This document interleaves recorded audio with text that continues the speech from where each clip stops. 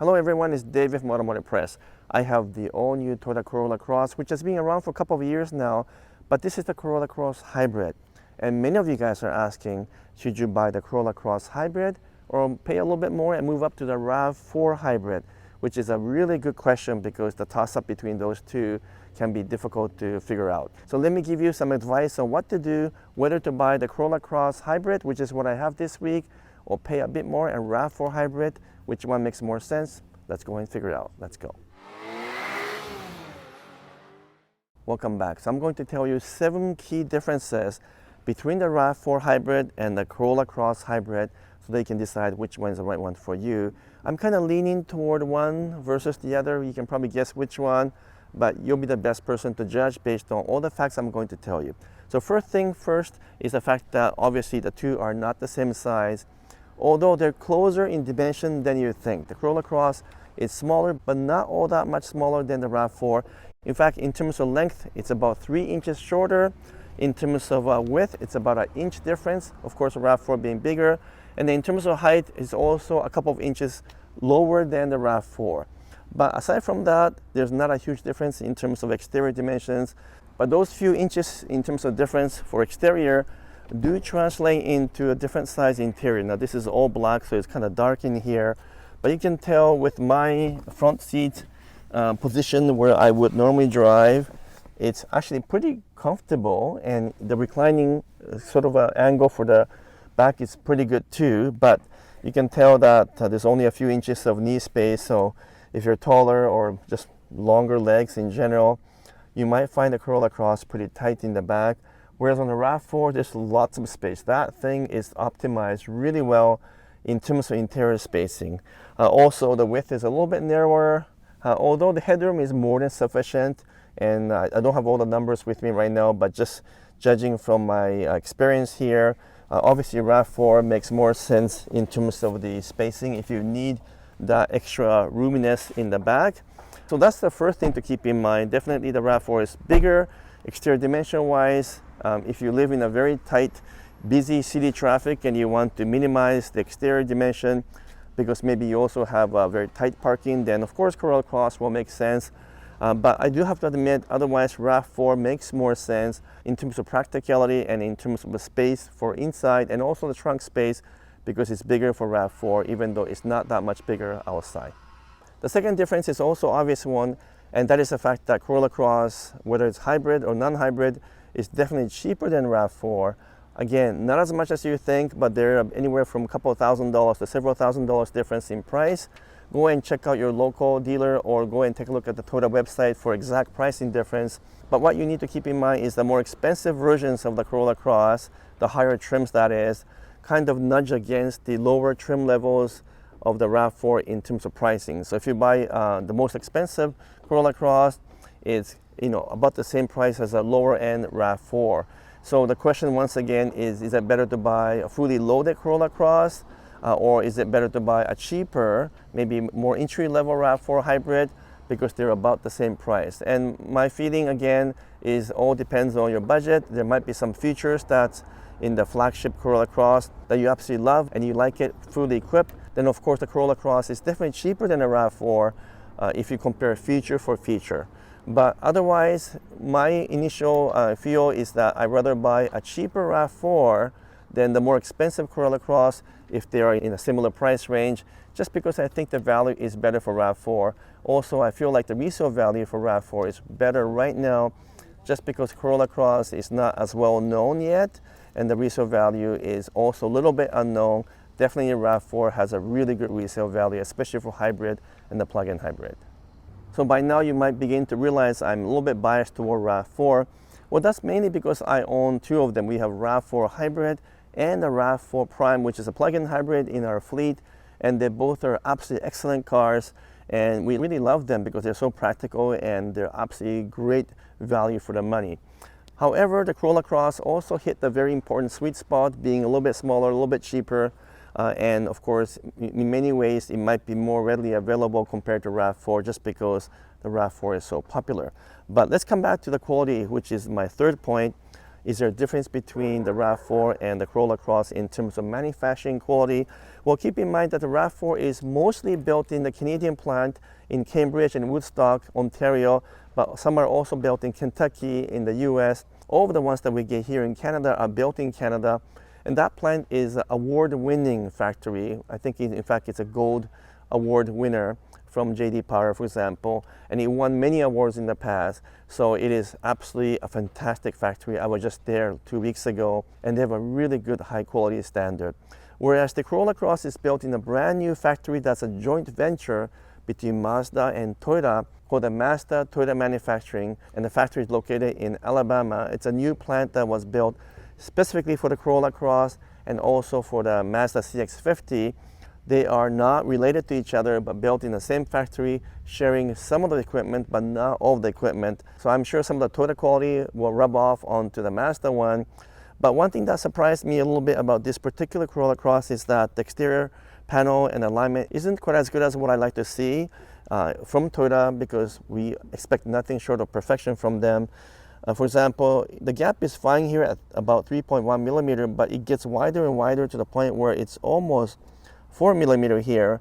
And actually 4 millimeter is still acceptable, but it's a little bit misaligned. This is a little bit higher on this side.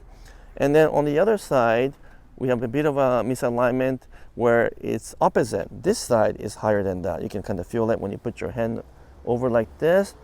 And here too, the front fender is too high compared to the hood. So the entire hood needs to be readjusted, and they can make some of the adjustment at the dealership, but it should have come almost perfect from the factory, because once again, this is a Toyota brand and I expect nothing short of near perfection, if not a perfect model. And then the gap here also, again, is consistent and it's actually aligned here fine, but it is a bit wide at 4 to 4.1 millimeter there, 4 millimeter here, and 4 millimeter here. So not too different from the RAV4s that are built in Canada. It's also about 4 millimeters, so it's not a huge difference, but just the alignment in general, I think, is not quite as good as the RAV4s that are built in Canada. And I can say the same thing for the paint job. I know this car is a little bit dirty right now, but the orange peel is a little bit excessive, and then the clear coat application not quite as uniform as what I've seen in the RAV4s that's built in Cambridge and also in Woodstock, Ontario, because I can see some difference just in overall from around here to over here.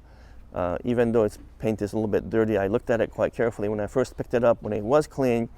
And I would say it's about an average paint quality, but I wouldn't call it a great paint quality, which is fine for a very affordable vehicle like this. But if I compare it to RAV4s that are built in Canada, that one definitely does have a better quality overall, maybe 5 to 10% better. Not a huge difference, but enough for me to say that if I was going to spend this amount of money, once again, I might go toward the RAV4 versus the Corolla Cross.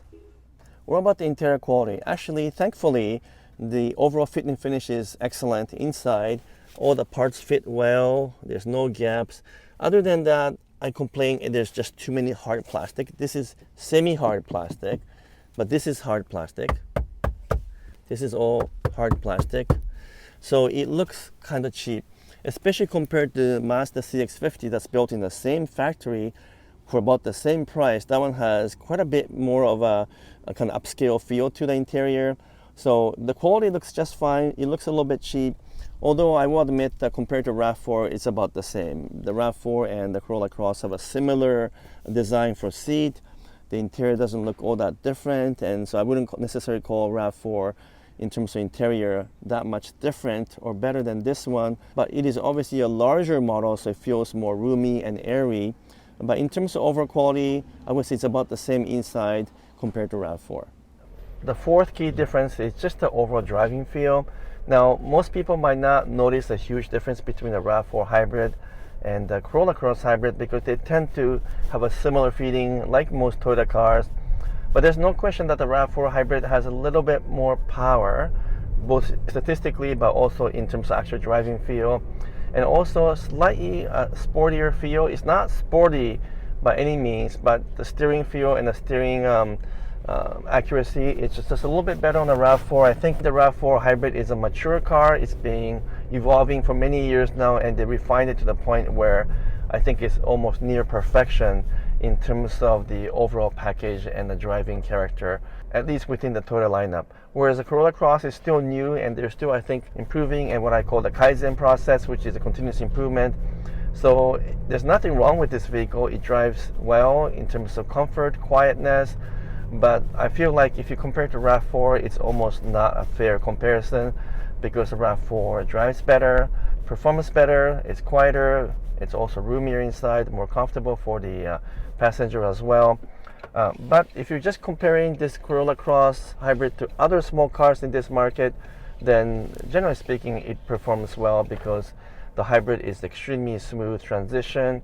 It is seamless in terms of a hybrid and engine transition back and forth. And it's exactly what you expect from a small compact car from Toyota. It just feels very predictable and easy to drive.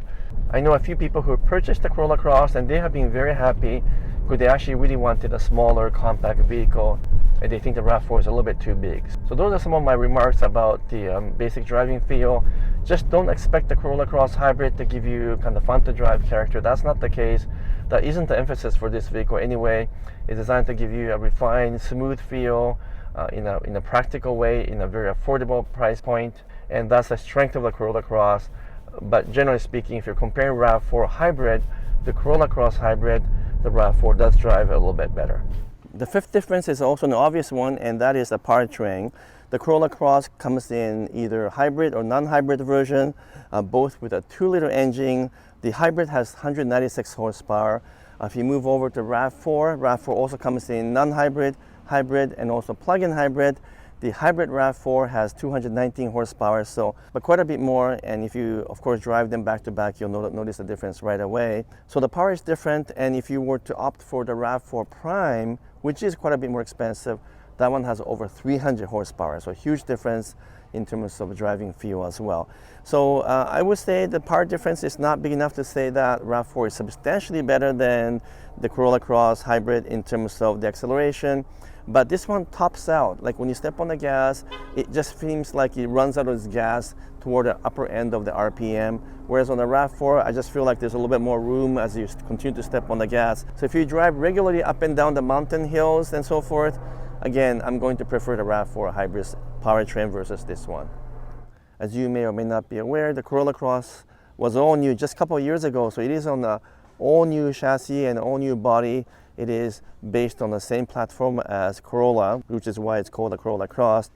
Whereas RAV4 is a slightly larger chassis, not shared with the Corolla Cross. It's based on AJAC platform, which is a foundation for many, many Toyota models, including the Camry, but also including Highlander, for example. So there's some difference in terms of platform engineering, but something to keep in mind is that the RAV4 will have an all-new model, I suspect, sometime next year. So I would say, let's say summertime, 2025, they'll probably introduce the model, and maybe fall of 2025, they will have delivery date. And like many recent Toyota models, I'm going to fully expect RAV4 to be only available in hybrid or plug-in hybrid.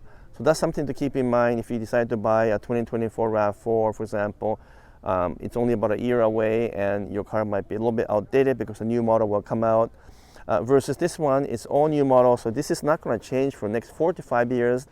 So if you're the type of person who wants the latest model and you don't want to be driving around the model that might look a little bit outdated, then Corolla Cross is the one for you. So that's one area at least of Corolla Cross that is an advantage over the RAV4.